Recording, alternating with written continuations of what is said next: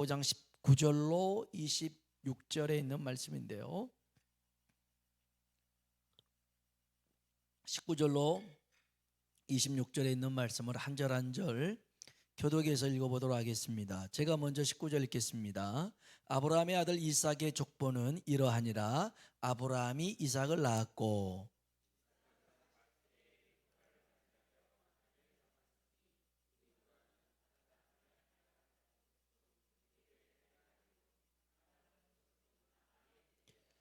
이삭이 그의 아내가 임신하지 못하므로 그를 위하여 여호와께 간구하매 여호와께서 그의 간구를 들으셨으므로 그의 아내 리브가가 임신하였더니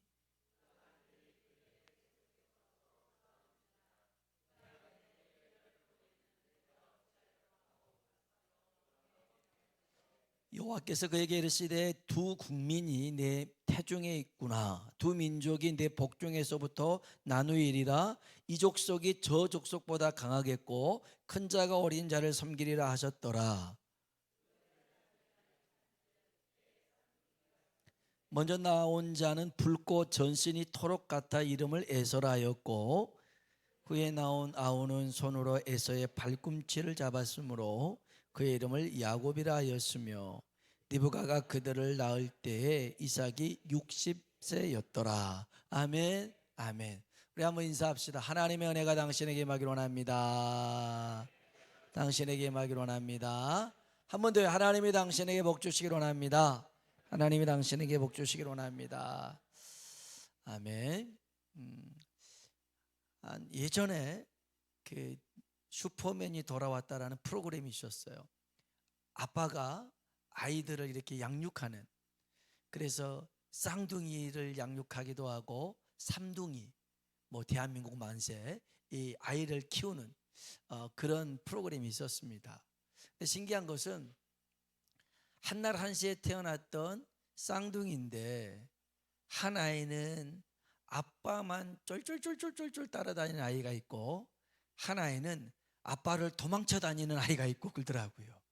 야, 그거 보니까 신기해요.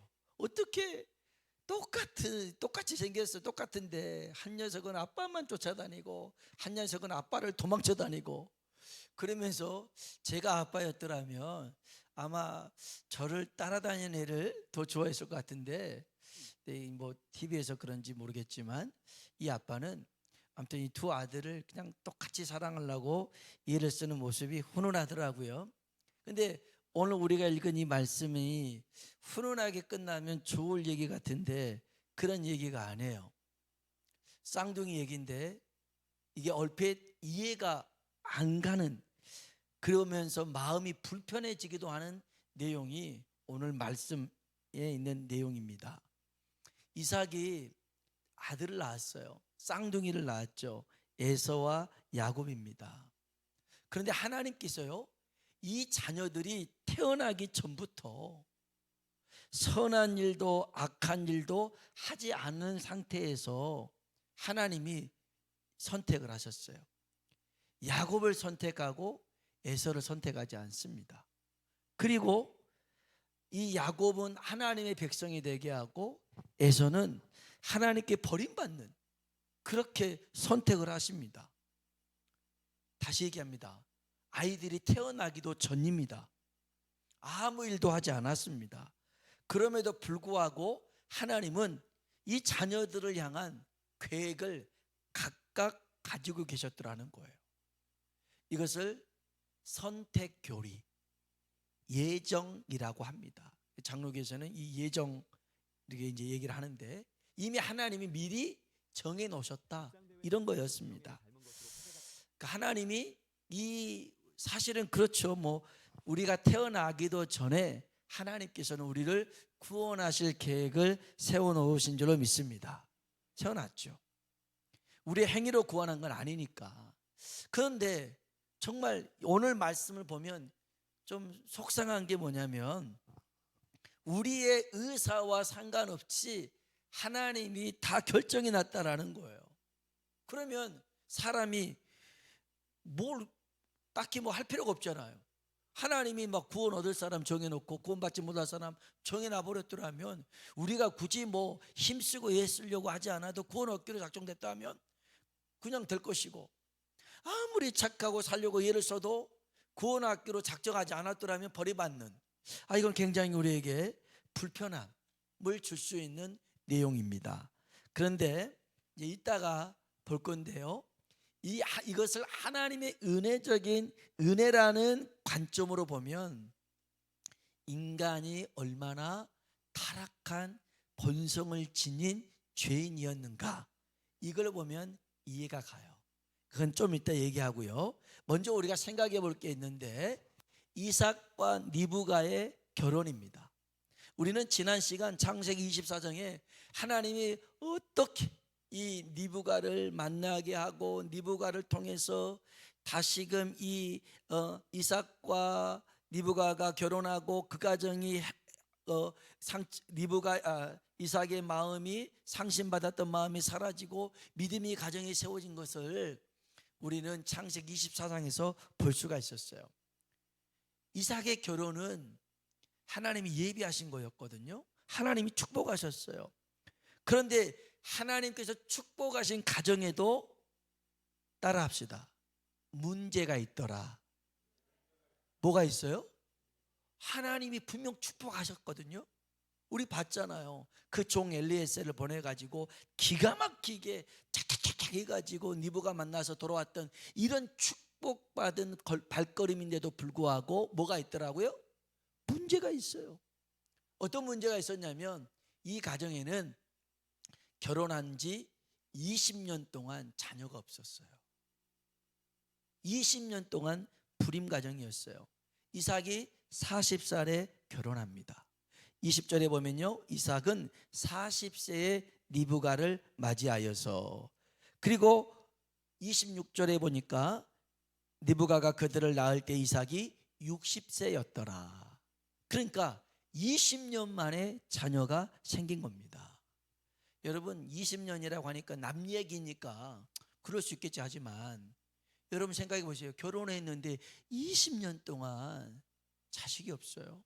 이 시대에는 자식이 없는 것은 큰 불행이었고 어찌 보면 저주받은 삶처럼 느껴지는 이 상황이었는데, 자식이 없었어요. 얼마나 고통스러웠을 거예요. 얼마나 힘든 시간이었을 거예요.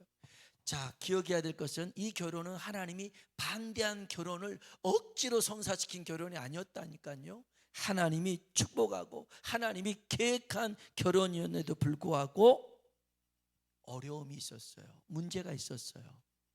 여러분, 우리가 예수님만 믿으면 만사형통 되는 건 아니에요. 고난도 있어요. 아픔도 있어요. 그러나 그것을 대처하는 방법, 해결해 나가는 방법이 전과 다른 거예요. 전과 달라요. 이 가정에 여러분 기억해야 될 것은, 하나님의 계획이, 하나님의 뜻이 시간 간다고 해서 저절로 이루어지는 것은 아니더라는 거예요. 아니에요. 하나님이 축복하신 결혼이니까 모든 게 잘 될 거다, 그런 생각 가져선 안 된다는 거예요. 안 된다는 거예요. 때가 되면 하나님 무조건 줄 거다, 그게 아니죠. 우리 한번 이 가정이 어떻게 이 문제를 해결해 나가는가 21절에 나와요. 21절 같이 한번 읽어봅시다. 이삭이 그의 아내가 임신하지 못함으로 그를 위하여 여호와께 간구하매 여호와께서 그의 간구를 들으셨으므로 그의 아내 리브가가 임신하였더니, 아멘. 리브가가 어떻게 임신했어요? 기도했죠. 누가 기도했어요? 이삭이 기도했어요. 이삭이 그의 아내가 임신하지 못함으로 그를 위하여 여호와께 간구하며. 여러분, 하나님의 일은 결코 저절로 이루어지지 않아요. 기도로 이루어지는 줄로 믿습니다. 하나님이 계획에 놨습니다. 하나님이 예배에 놓으셨습니다. 그런데 이게 저절로 되지는 않더라는 거예요. 달리 말하면 여러분, 이 하나님의 계획이 빨리 오게 만드는 방법은 기도하는 것인 줄로 믿습니다. 하나님이 계획을 놓으신 것은 축복을 예비해 놓으신 것을 우리로 하여금 뭐하게 하시는 거예요? 기도하게 하시는 거예요. 기도하게 하시는 거예요. 에스겔서 36장에 보면 하나님께서 이스라엘 백성들에게 이제 내가 이 땅을 회복시키고 이 예루살렘 성전에서 예배드리는 그 사람, 그때는 정말 여러 가지 어려움 속에서 없었지만 가득 채울 것이고 두 때로 채울 것이라는 약속을 하셨어요. 우리 에스겔서 36장을 한번 봐볼까요? 37절입니다. 37절 읽어봅시다. 주 여호와께서 이같이 말씀하셨느니라. 그래도 이스라엘 족속이 이같이 자기들에게 이루어 주기를 내게 구하여야 할지라. 아멘. 하나님이 축복을 약속하셨거든요. 근데 그래도 하나님이 약속하셨어도 이스라엘 족속이 이같이 자기들에게 이루어지기를 구해야 된대요. 그러면 38절을 봅시다. 38절 읽어볼까요? 제사 드릴 양떼 곧 예루살렘이 정한 절기의 양무리 같이 황폐한 성읍을 사람의 때로 채우리라. 그리한즉 그들이 나를 여호와인 줄 알리라 하셨느니라. 아멘. 사람의 때로 채우겠다라는 겁니다. 축복 아니겠어요? 이건 단지 교회의 부흥만을 얘기하는 게 아닙니다. 여러분의 인생 가운데도 하나님께서 채우시는 역사가 있길 주의 이름으로 축원합니다. 예배 났어요. 그렇게 하고 싶은 게 하나님 아버지의 마음인데 문제는 우리가 기도해야 되더라는 겁니다. 여러분 생각해 보세요. 교회가 부흥하는 것이 하나님의 뜻일까요? 아닐까요? 뜻이겠죠. 여러분 전도에서 여러분의 가정이 구원받는 것이 하나님의 뜻일까요? 아닐까요? 뜻이겠죠. 뜻입니다. 그런데 모든 교회가 부흥한 게 아니에요. 모든 가정이 구원받는 게 아니에요. 어떤 가정, 어떤 교회가, 기도하는 교회가 부흥하게 될 줄로 믿습니다. 기도로 이루어지는 거예요. 부산에 가보면 수용역 교회라고 어마어마하게 큰 대형 교회가 있어요.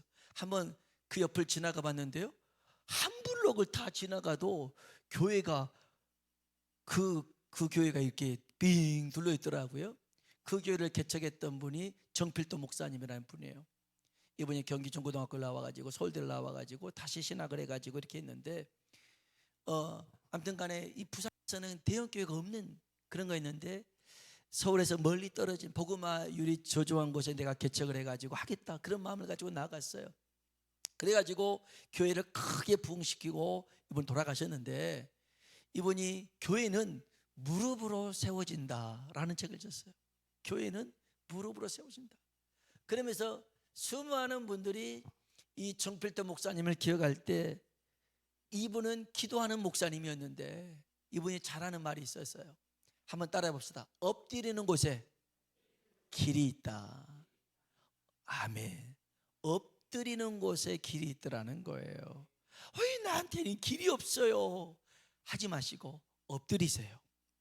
그러면 살 길이 생겨나고 복 받을 일이 생겨나고, 하나님의 축복은요 엎드리는 곳에, 기도하는 곳에 임한 줄로 믿습니다. 이 이삭과 리브가의 가정, 하나님이 예비하셨고 축복하신 가정이었으나 저절로 자녀가 생기지 않고 기도함으로 에서와 야곱이 주어진 줄로 믿습니다. 여기서 또 한 가지가 우리가 기억해야 될 것이 있는데, 여러분 기다림 속에는 뜻이 있어요. 우리가 많은 문제 가운데 너무 조급함이, 기다리지 못함이 인간적인 방법으로 해버릴 때가 있더라는 거예요. 조금 더 기다려야 되는데, 하나님이 성경에 보면 기다려라, 기다려라 할 때가 있어요. wait, 아직 아니야, 좀만 더, 아직 아니야, 조금만 참아봐 할 때가 있어요. 그리고 하나님이 right now, 지금이야, 지금 당장이야 말할 때가 있었어요. 언제였냐면 이스라엘 백성이 여리고성을 무너뜨릴 때 하나님이 하루에 한 바퀴씩 돌아오라 그랬어요. 그때는 말하지 말래요. 이스라엘 백성들이 이 여리고성을 도는데 한 200만 명 가까운 사람들이 빙 둘르는데 절대 말하지 말아요. 6째 날까지 한 바퀴씩 돌았어요. 마지막 날에는 7바퀴 돌고 외치라는 거예요. 여러분, 매일 한 바퀴씩 도는데 사람들이 궁시렁궁시렁 안 그러겠어요? 지금 뭐 하는 짓이냐고. 이렇게 한 바퀴 돌면 이게 무너지겠냐고. 쓸데없는 짓을 왜 여호수아는 하는지, 저런다고 진짜 무너질까? 별소리도 하지 않겠어요? 그것도 어린애들 다 손잡고 돌아야 되는데 이거를 매일 하는데 3일째 하는 거예요. 4일째 하는 거예요. 귀찮아 죽겠네. 입이 근질근질 거렸을 거예요. 하나님 명령이 아무 소리 하지 마. 입 다물어. 입 다물어. 여러분, 말하고 싶을 때가 있어도 하나님이 입 다물어라, 침묵하라 할 때가 있어요. 눈에 보이는 걸요?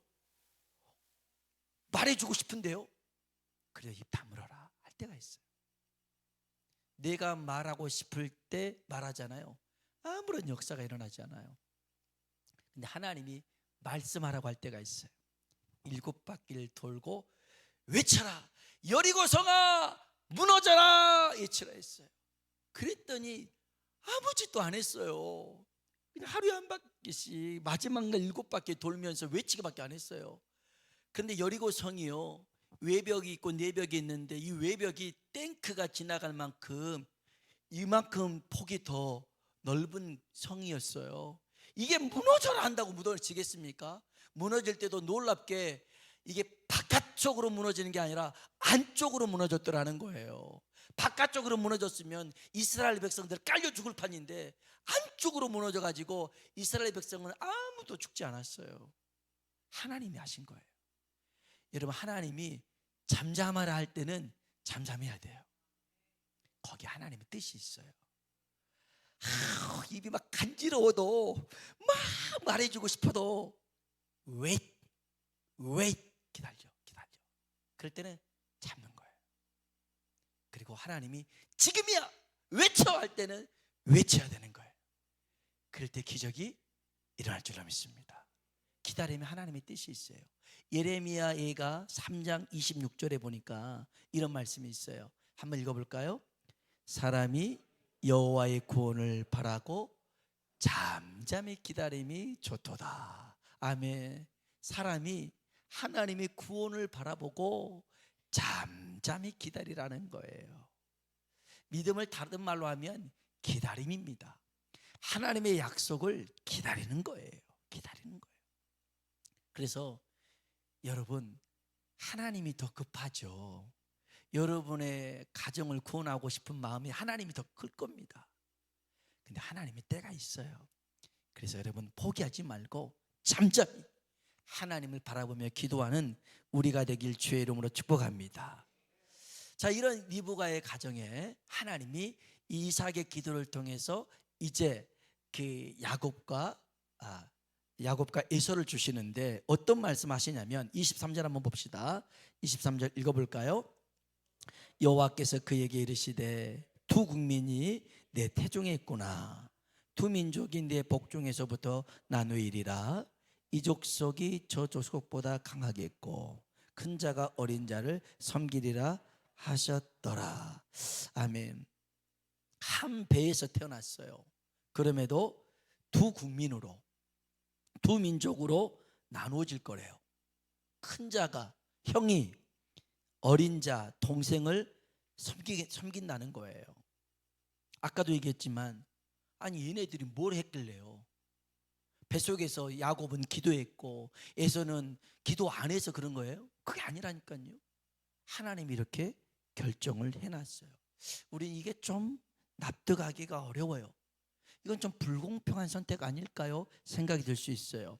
이것에 대해서 바울 사도가 로마서에 해석을 해놨어요. 로마서 9장 10절로 13절입니다. 로마서 9장 10절로 13절에 있는 말씀 같이 한번 읽어보도록 하겠습니다. 그뿐 아니라 또한 리브가가 우리 조상 이삭 한 사람으로 말미암아 임신하였는데 그 자식들이 아직 나지도 아니하고 무슨 선이나 악을 행하지 아니한 때에 택하심을 따라 되는 하나님의 뜻이 행위로 말미암지 않고 오직 부르시는 이로 말미암아 서게 하려 하사 리브가에게 이르시되 큰 자가 어린 자를 섬기리라 하셨나니 기록된 바 내가 야곱은 사랑하고 에서는 미워하였다 하심과 같으니라. 아멘. 그 말씀을 여기에 가장 포인트는 11절이에요 11절 한번 다시 보여주겠어요? 11절 다시 한번 그 자식들이 읽어봅시다.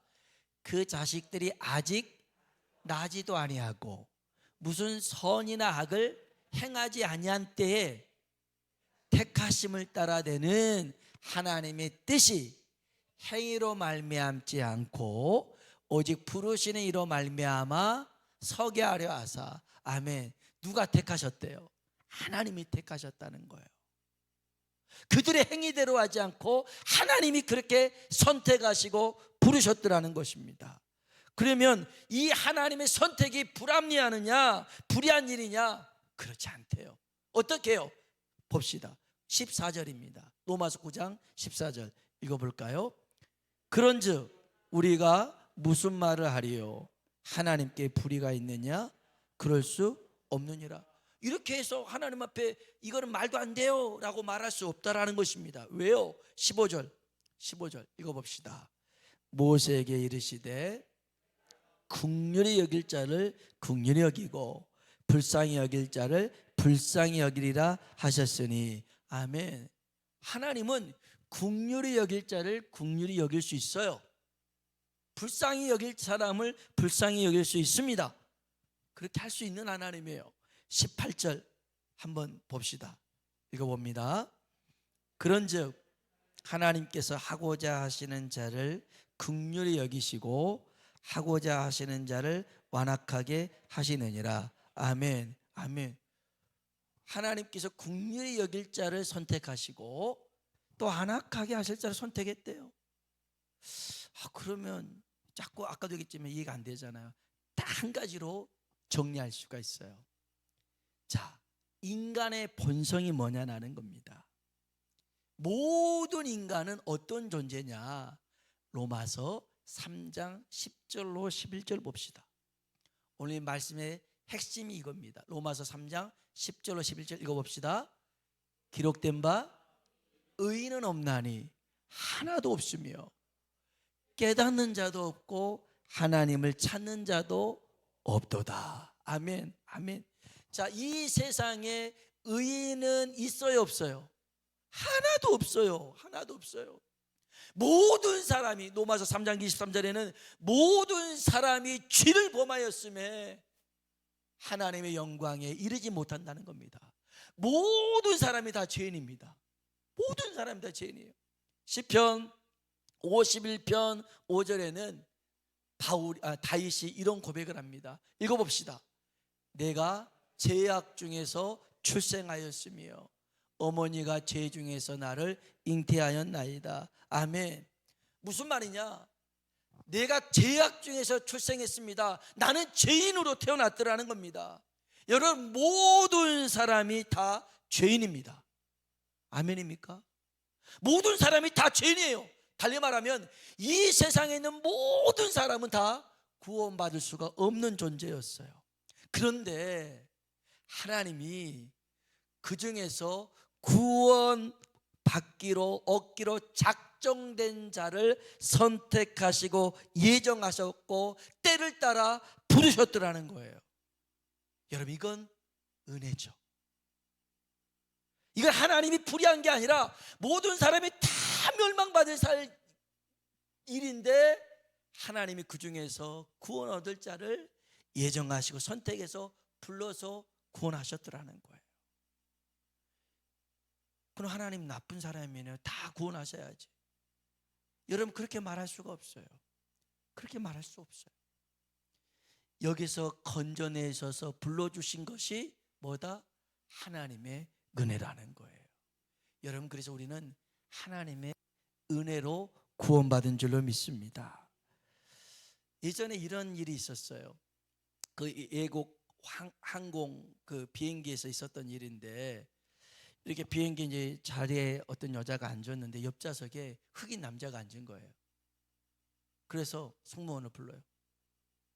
나 이 옆에 흑인 남자가 앉아있으니까 불편하다. 자리 바꿔주라. 자리를 바꿔주라는 거예요. 이 옆에 흑인 남자는 아무 소리도 안 했어요.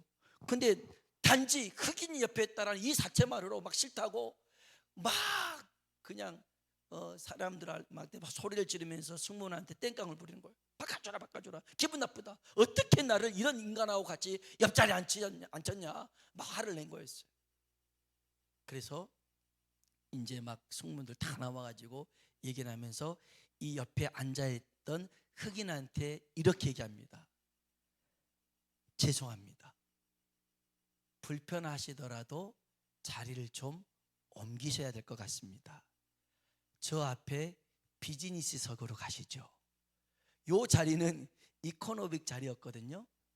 그냥 그러는데 이 여자는 자기가 막 땡깡 부리면 자기를 더 좋은 자리로 옮겨줄 줄 알았는데 이 흑인을 아이고 죄송합니다.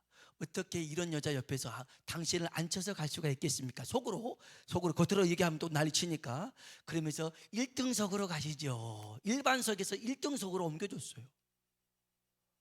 나 그 항공사가 굉장히 지혜롭다고 생각해요. 나는 이것을 하나님의 은혜라고 생각해요. 우리 정말 세상에서 우리도 똑같은 죄로 말미암아 죽었고 아무런 소망 없는 우리를 하나님의 은혜로 건져내 주셔서 이렇게 하나님을 예배하고 하나님 말씀을 듣게 하고 살게 하신 줄로 믿습니다. 여러분 이게 뭐예요? 하나님의 은혜더라는 겁니다. 그래서 이제 시간이 없어서 읽지 못했지만 로마서에 보면요, 9장에 보면 바울이 그런 얘기를 합니다. 토기장이가 있는데 토기장이가 다 용도에 맞춰서 토기를 만들었을 거 아니에요. 어떤 애는 밥그릇으로, 어떤 애는 국그릇으로, 어떤 애는 꽃병으로, 어떤 애는 뭐 이렇게 요강으로 이렇게 만들고. 그러면 요강으로 만든 애가 왜 나는 이걸 만들었어요? 왜 나는 국그릇을 만들었어요? 나도 꽃병 만들어주지. 말할 수가 있어요, 없어요? 없어요. 다 토기장이 마음대로 만든 거예요. 계획대로. 여러분 그래서 주권은, 여러분 구원의 주권은 우리에게 있지 않고 하나님께 있는 줄로 믿습니다. 우리가 잘해서 구원받는 게 아니에요. 하나님의 은혜로 구원받았기 때문에 모든 것이 하나님의 은혜임을 고백하며 감사하며 늘 기도하며 살아가는 우리가 되길 주의 이름으로 축원합니다. 같이 한번 찬양을 불러볼까요? 은혜라는 찬양인데